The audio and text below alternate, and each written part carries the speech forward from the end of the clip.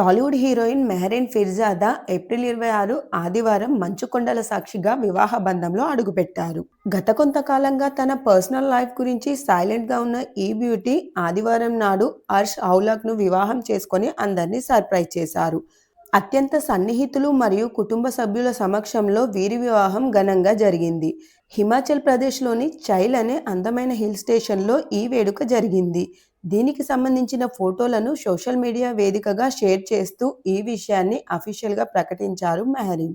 తన పెళ్లి ఫోటోలతో పాటు మరో కొత్త ప్రయాణం మొదలైంది అంటూ మెహరీన్ పెట్టిన పోస్ట్ ప్రస్తుతం నెట్టింట వైరల్ అవుతుంది.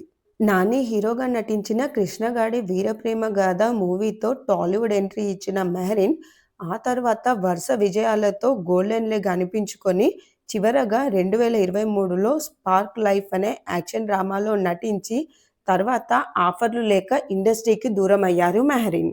మెహరీన్ పెళ్లి ఫోటోలు చూసిన పలువురు ప్రముఖులు సోషల్ మీడియా వేదికగా తనకు శుభాకాంక్షలు తెలియజేశారు.